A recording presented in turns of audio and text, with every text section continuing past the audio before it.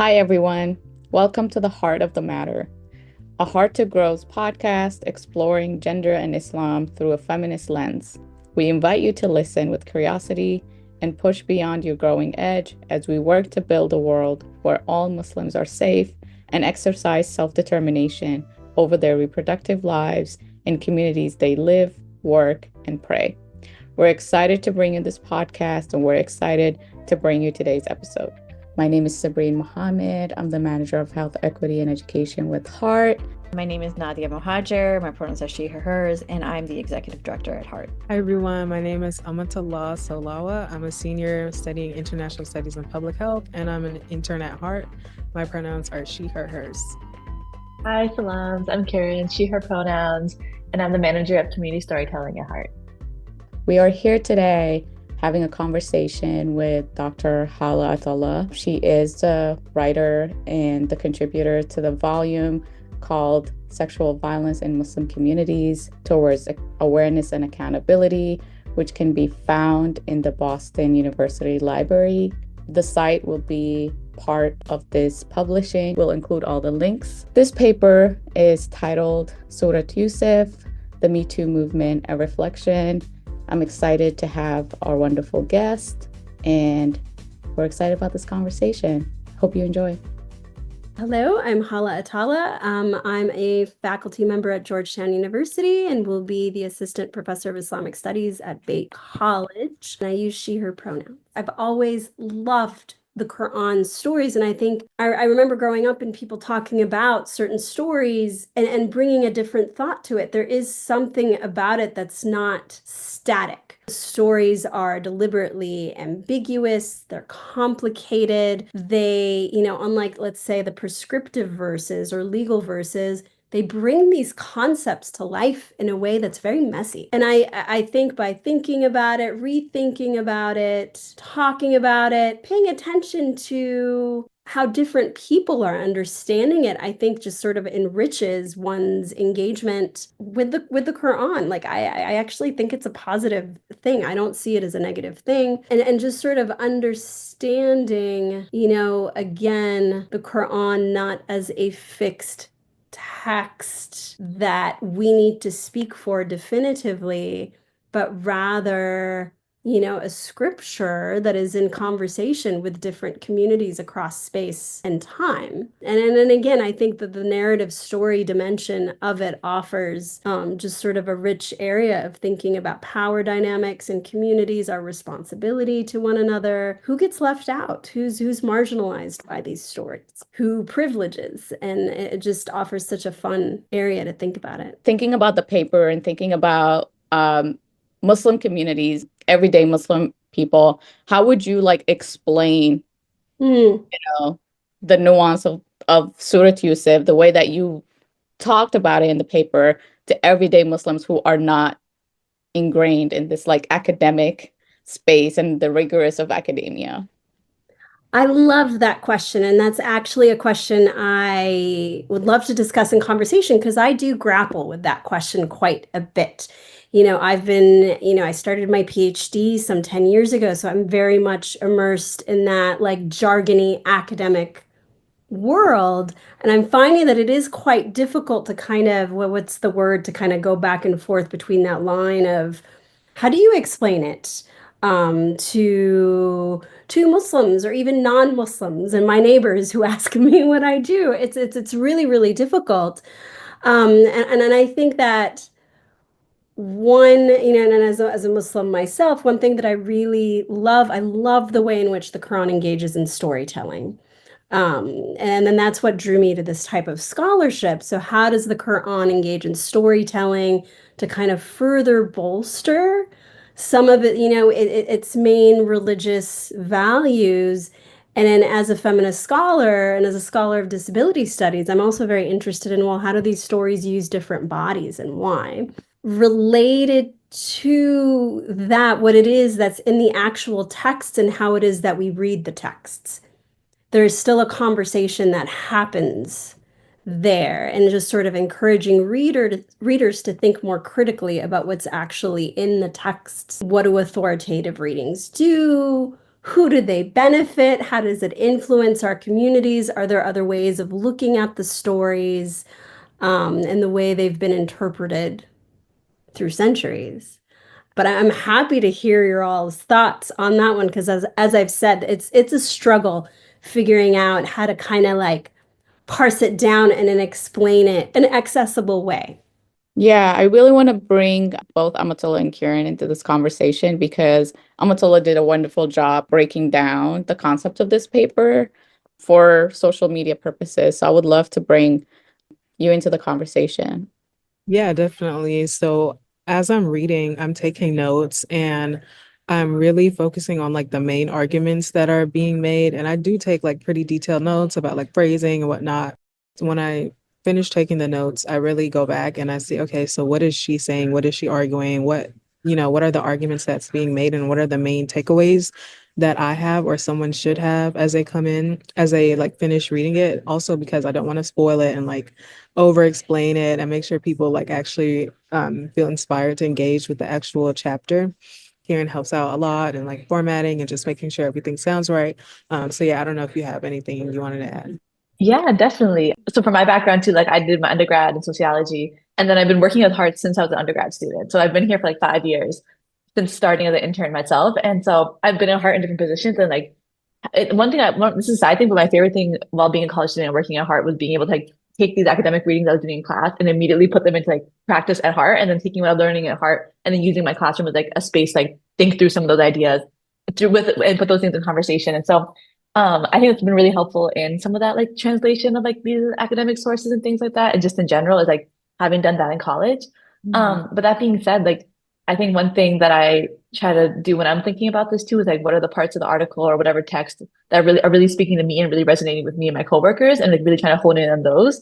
And then another thing that I really oftentimes notice, especially with texts engaging with the Quran or Islam in general or Islamic traditions, is that sometimes it's not even just about the information, it's also about the emotional reaction folks are having to it. And so one thing that we really realized, even with our sex talk book, is sometimes being given another option and being told that you can explore another option itself is really scary. And so even if people aren't having discomfort with the text itself or what you're saying, they're actually having more discomfort with the idea that there can be another interpretation, even if they actually believe in it logically, you know what I mean? And so noticing that and thinking about that in a format such as like social media, like, okay, how do we convey this information in a way that's like honoring the text and honoring the information, but also meeting people where they're at? And again, and the one thing that we notice a lot too is like Arabic is jargony in itself. Like, I'm born and raised Muslim, have been doing this work for multiple years, grew up learning Arabic, all the things. And even for me, I'm like, wait, what? Like I get lost, And so really thinking, but then for other folks, so for some folks, it can be disorienting to like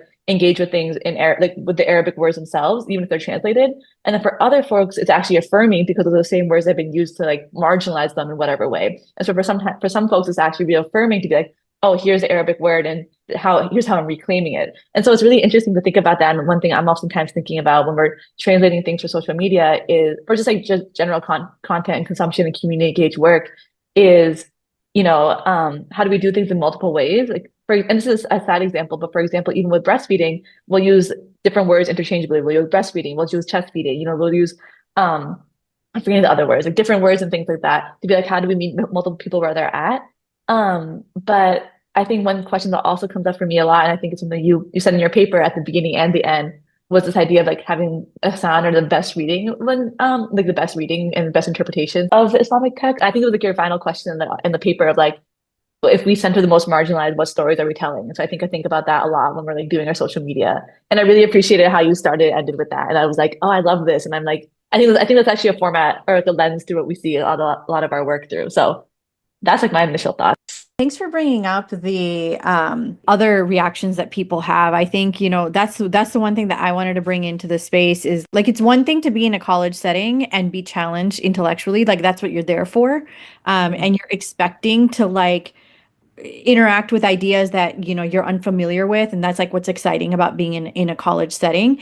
And when you add the additional layer of I'm a Muslim person, and this is now also challenging what I've been raised to believe, that actually, is a little bit, it shakes people. And if you're not ready for it, it actually shuts them down. And so I would love to hear from you, Hala, about like, when you do leave Georgetown and you are in community having these conversations, how have you been able to, I mean, of course, I'm sure you get pushback. I'm sure you've gotten, people who are just like, I don't want to talk about this. This is like this, this is too much for me or whatever. But what have you seen that has helped sort of open people up to being open to what you're saying or being open to another way of thinking about this?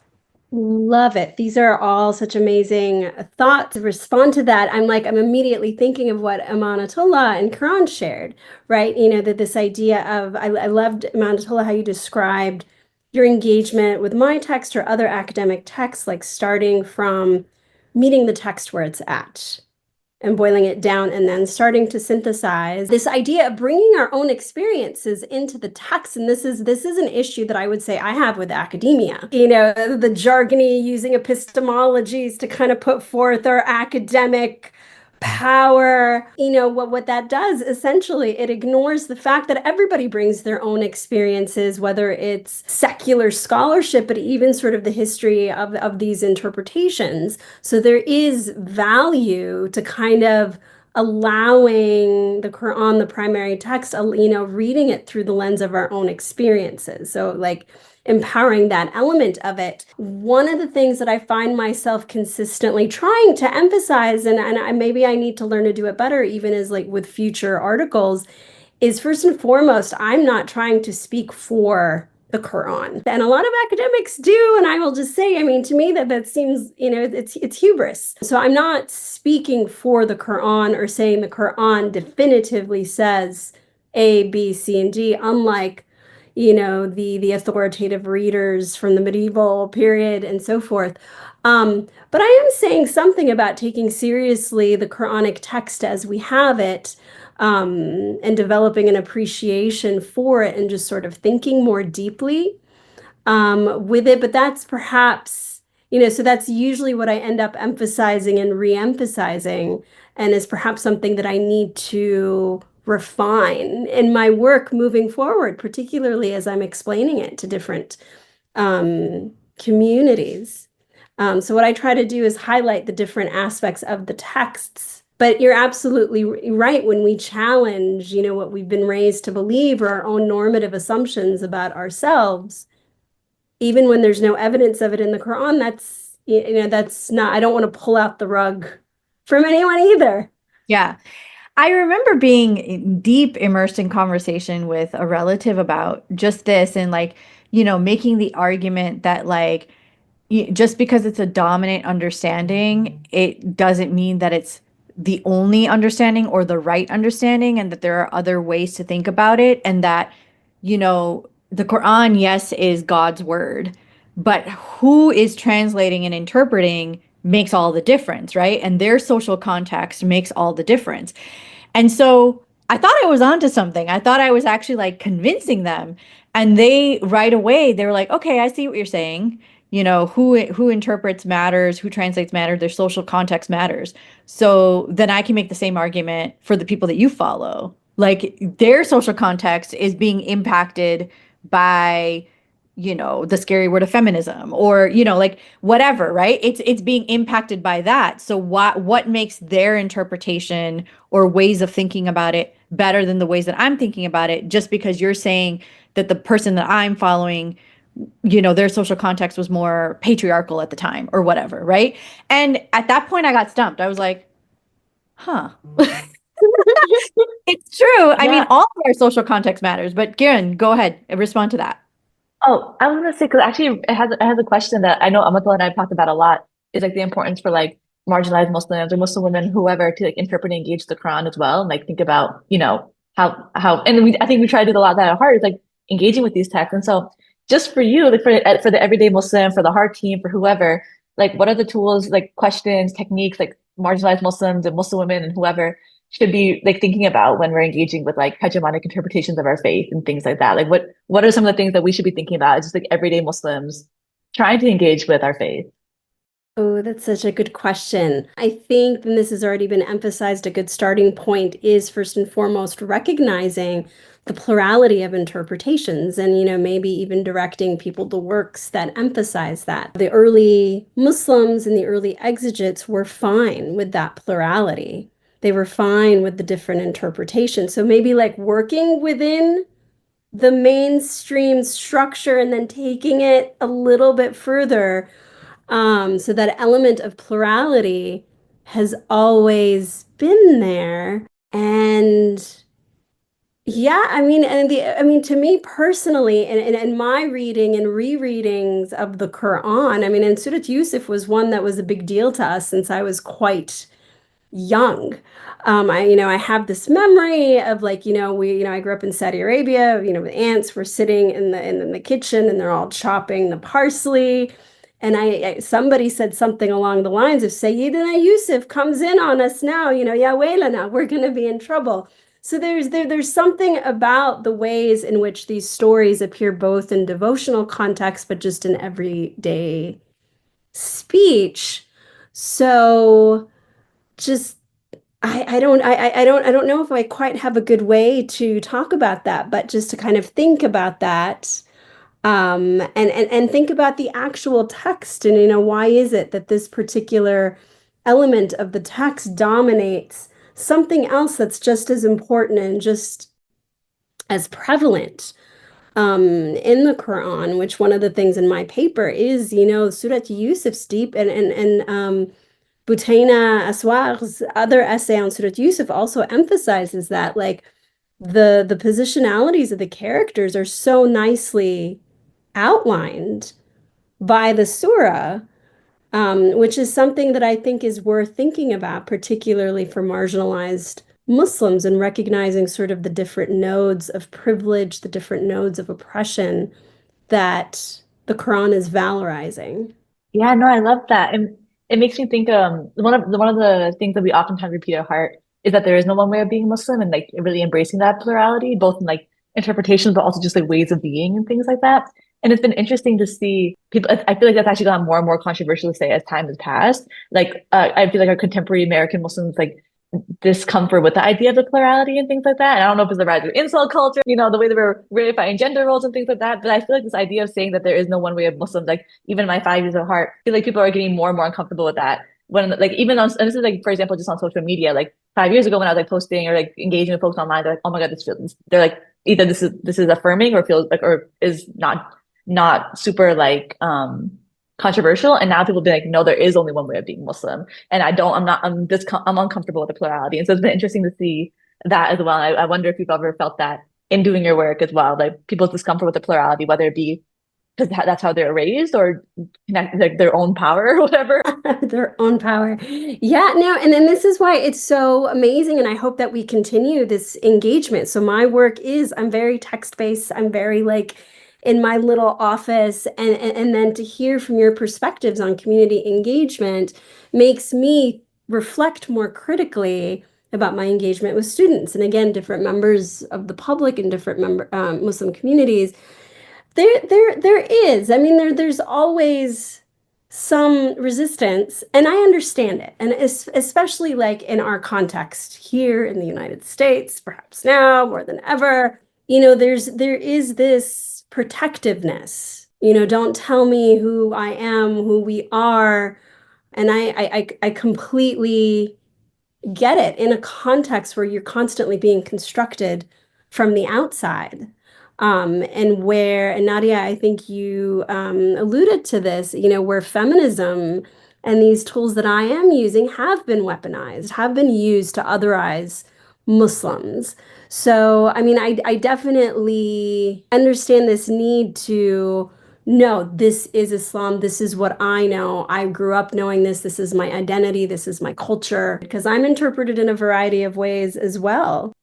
Learning to engage with that sympathetically and conversationally. And so I do my best in the and the classroom is my example, to not come in with this is how it is, end of story. That's never my approach to teaching any religious texts. But I'm very cognizant of it when it comes to Islam, Muslims, and the Quran. One of the tools that I don't know if this is interesting, one of the tools that I've used in the classroom in different settings is bringing in short stories or fiction written by Muslim writers that, just kind of, and talking about that as the context for the diversity of Muslims, has been one tool of exploring that without shutting down one particular person's identification with Muslimness.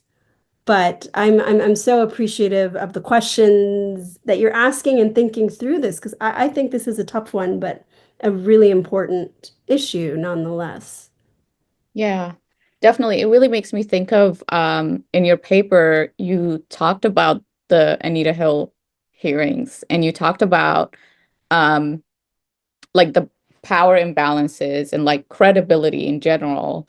And I really think that like bringing something more modern, and obviously the Me Too movement might be challenging for a lot of Muslims. Like taking religious sacred text and bringing something more modern for them to engage with and kind of make those comparisons, which I think is phenomenal, right? Like adding on that intersectional lenses of like the oppression and how oppression shows up, and believing survivors and all of that.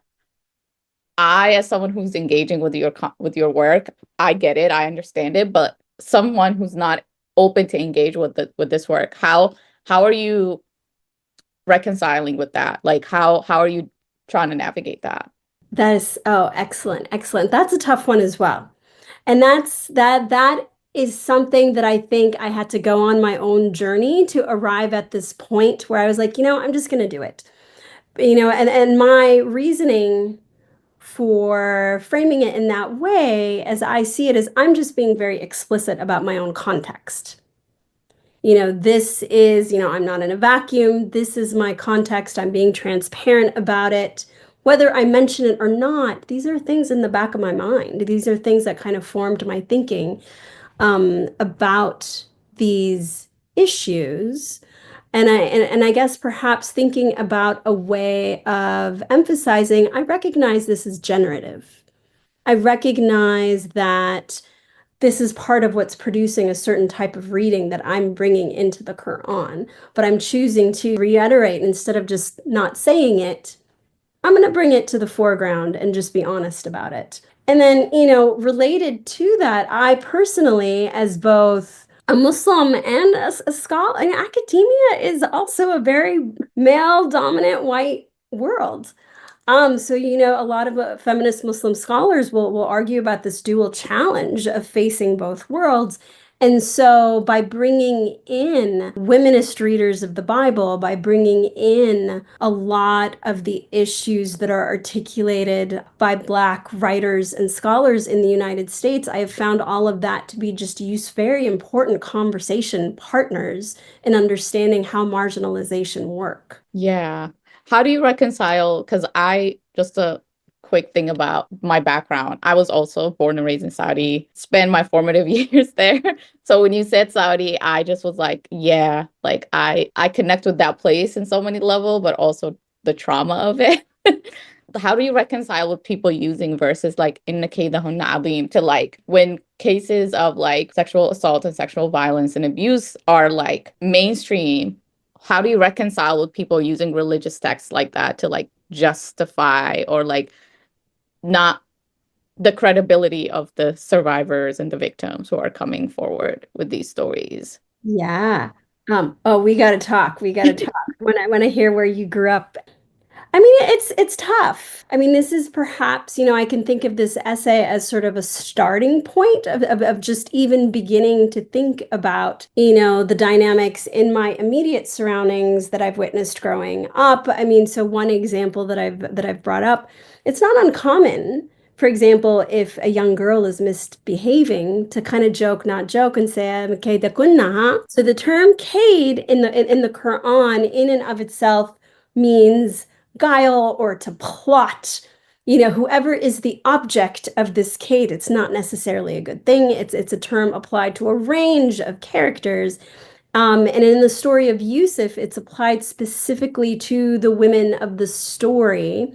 And as I read it, specifically the behaviors vis-a-vis the Prophet Joseph, Sayyidina Yusuf. So that is a term that in Arab contexts, I have heard it jumps off the page, taking on kind of a broader meaning that I would argue is usually specifically female. But I try also on the paper and currently in my work, I'm trying to like expand that further to marginalized body in general.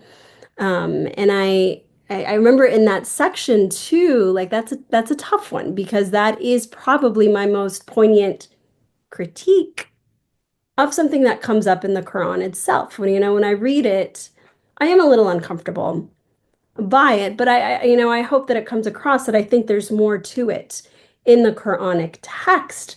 But many readers have just like really gone with this idea of that girl and ran with it.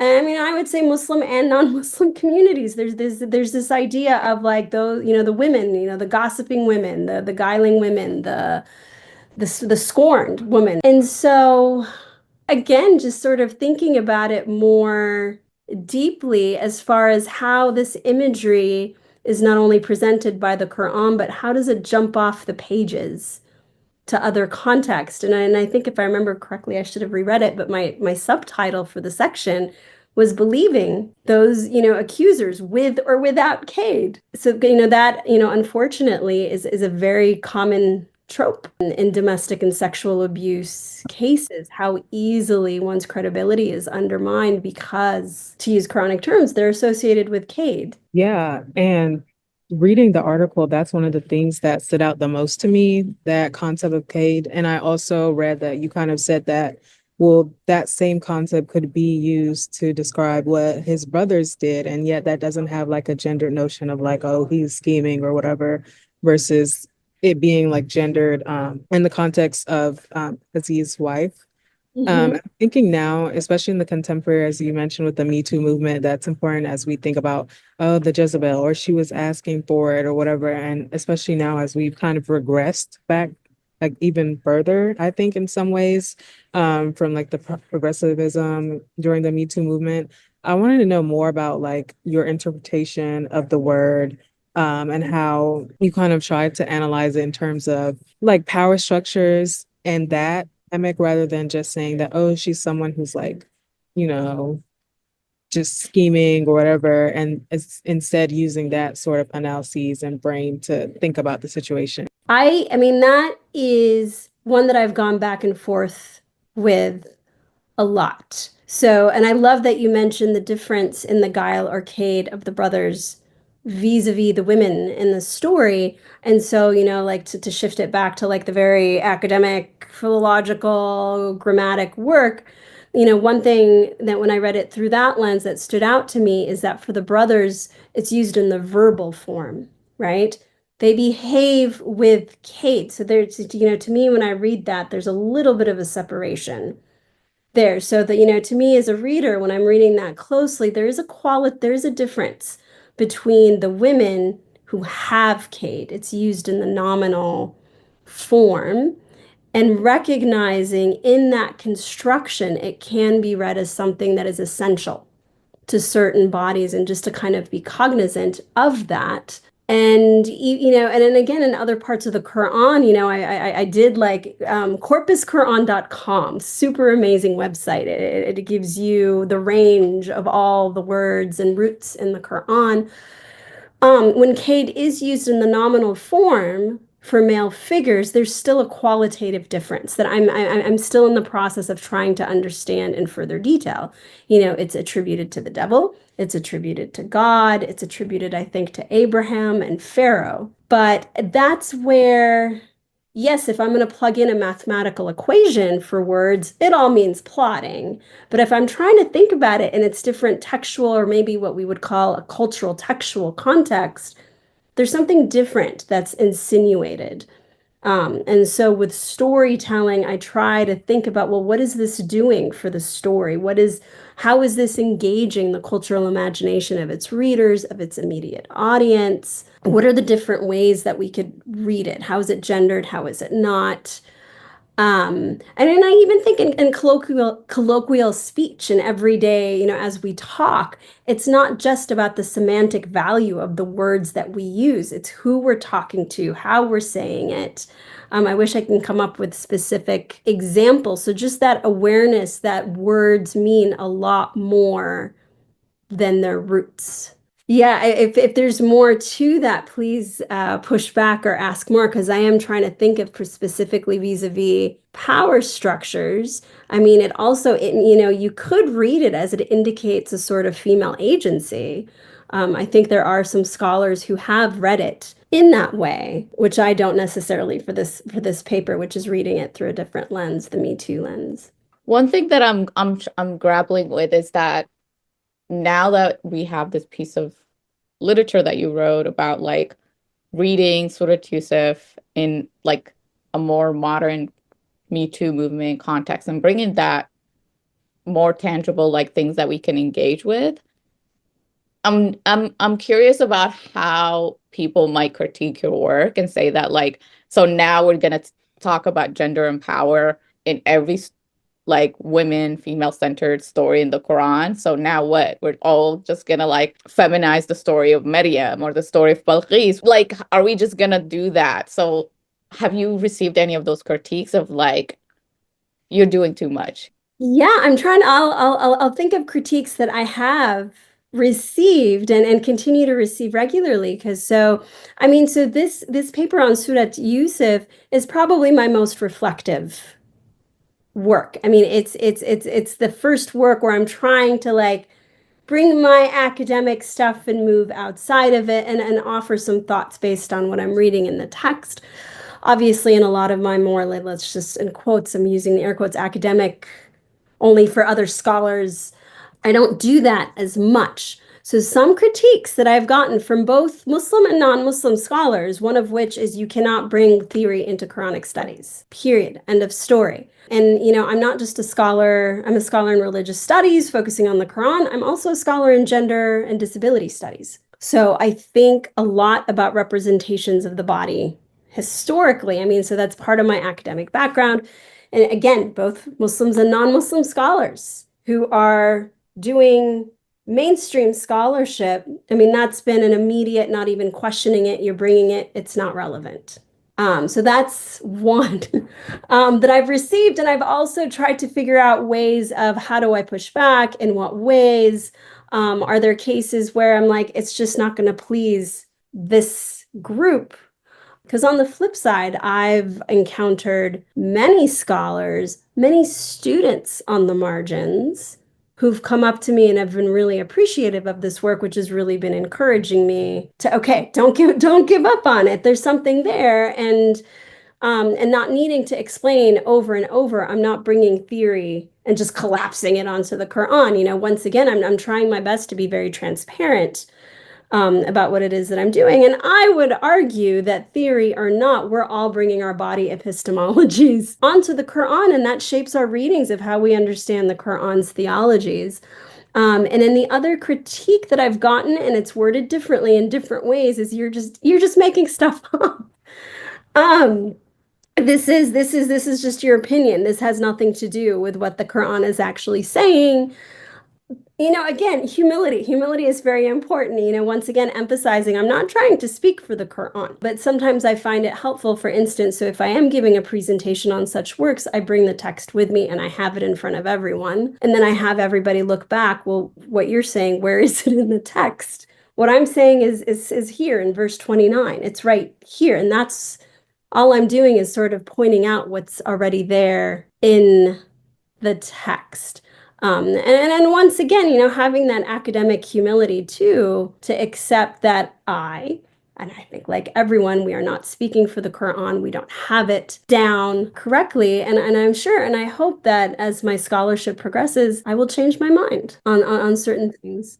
I want to respond like exactly what I'm thinking about what you're saying around like we're all bringing our own assumptions and our own biases, the ways in which we've been socialized to think about things which of course we've already named that likely the folks that, you know, before us interpreted this surah, like they brought their own stuff too. And so one of the other things that I'm thinking about is, in addition to reading it through a Me Too lens, I'm also thinking about the fact that this is a little bit reversed, right? It's a man who's being victimized and the woman who is the victimizer. And that's not historically or even currently the ways in which we think about sexual assault, right? And so I'm also wondering if that also was a you know, unconscious or conscious bias that people were bringing in when they were interpreting, like, oh, of course, you know, Prophet Yusuf can't be a victim here. Like he couldn't have been victimized. He's a man. He's a prophet. He's, you know,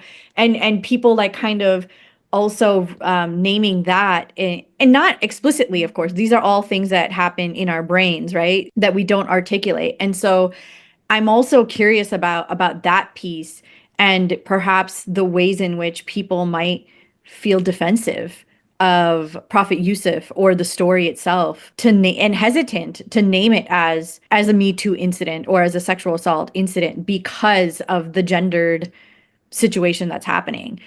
Even if you just look at the power, you take gender out and you just look at the power dynamic, that in and of itself, according to modern definitions of what is considered sexual violence, it stands true, right? Like she was his boss, right? And I think that matters. Yeah, I'm trying to think of some of the responses that I've received there. And please pitch in if you have any other anecdotes surrounding the story of responses you've received. Most people seem to not like the verse where the Quran tells us that she desired him and he desired her. I think that's the one a lot of people struggle with, because you know it's sort of, you know, that doctrine of the infallible prophet. And actually the classical and medieval authoritative exegetes also acknowledge that.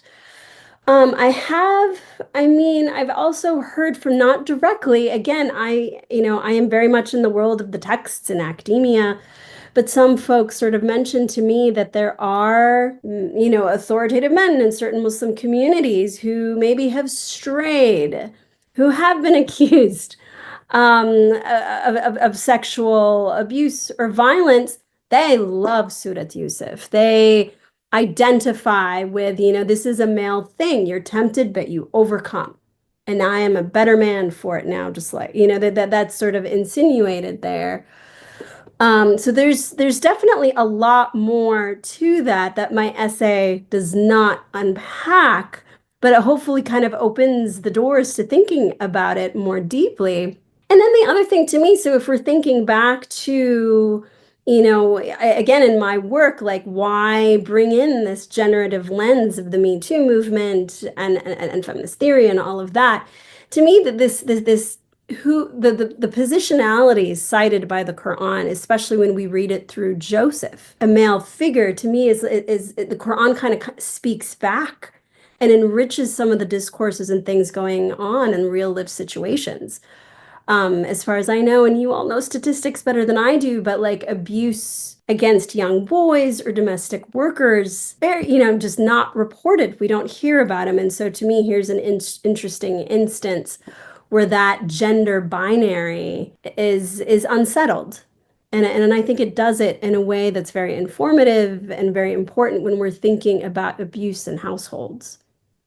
Yeah, just to like think about the infallibility, like the Esma part, right? How do you think, if we like that specific ayah you mentioned, right? She desired him, he desired her. How do you think it might reshape like people's theological understanding of like Esma? Yes, I love that question. I love that. And that's the thing, how we understand these figures and how they're portrayed does influence our theological understandings. I'm going to have to think about that one more deeply. But you know, one of the Quranic surahs that I will point to when people kind of struggle with this notion of infallibility is pointing again to the plurality of what the exegetes, you know, so Al-Tabari will say so and so said this, and he'll outline it, and then the Hamma that Joseph desired her, a lot of the exegetes describe him using a beautiful voice to tempt her, and like explaining in various detail how far this incident went in a way that does not work with our modern Muslim sensibilities. And these are the authoritative readers shaping Islam. And then second, I'll point to surahs that can kind of hint at the complexity of how the Quran is even engaging with prophets. So for instance, I think it's Quran 88, 81, Abasa wa Tawalla, the surah that's understood as the prophet who ignores the blind man. And it's a chapter where God is chiding the prophet and kind of leading him back to treating an individual with humanity. And little sort of suggestions about, the Quran is not there for you to suffer, but to, for company. There's all these hints that emphasize the outstandingness of the prophets, but also their humanity, which I personally find super compelling. Yeah, I was just gonna say, I think that's super important, even when we think about this surah in the context of like sexual assault, that desire does not necessarily equal consent. And I think that that's something that's, very valuable. Even if he was interested in her or found her attractive, that doesn't necessarily mean that he was interested in like having a sexual relation. The surah informs us that he's reached an age of maturity. It's ambiguous. There is an ambiguity to the Quranic text. We don't really know what that age is. And the Quran still emphasizes that he's bought by Al-Aziz. He's living in her house. She attempts to seduce him. And then when Al-Aziz comes back, the Quran refers to her as her Sayyid.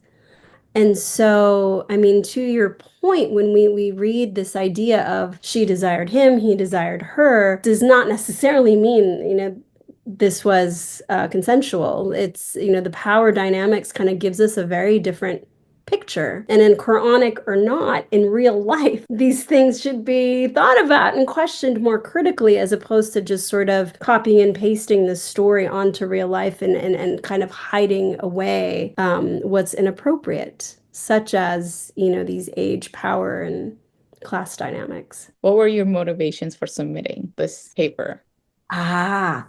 So I presented a version of this paper early on in my career as a doctoral student. I'm trying to remember, it might have been the first thing I presented after my son was born. And I decided, I'm just going to write about something that I'm really interested in. And that was around the time when the Me Too movement was just really starting to become noticed. And, a lot of, Tarana Burke too was like ignored. And, I think it was like Taylor Swift was the spokesperson or something like that. I was just sort of fascinated by those dynamics. And I think that I didn't quite identify it then, but to me, there was something about it that resonated with, the treatment of minorities and Muslims. And there was something about the story that I just kept going back to and thinking about it. And so I had presented it at AAR, the American Association for Religion, this annual conference. And I was the only one who did not get any questions. Nobody interacted with my paper. I remember getting a lot of looks. I felt okay about that. And so when the call to contributions came from Sama Chaudhry and Juliana Hammer, I immediately thought about it and was excited about the idea of being part of an academic community that would not only take it, right, but engage with it and hopefully push it further. That's the issue. When nobody asks you questions or ignores it, it doesn't improve. It just kind of stays. These things need to happen in conversation. And so a lot of this paper, I fixed it up for, we had that summit, and I was lucky enough to be on spring break. So I got to hear everyone's contributions, which was amazing.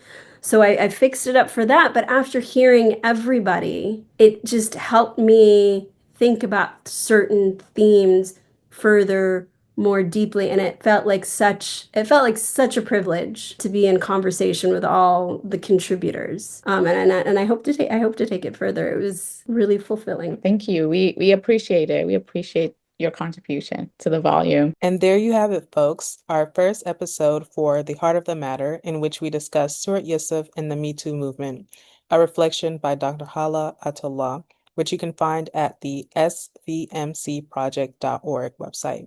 Stay tuned for our next conversation, in which we will continue to explore Muslim feminist perspectives of Islam and gender and how it relates to sexual and reproductive health and violence.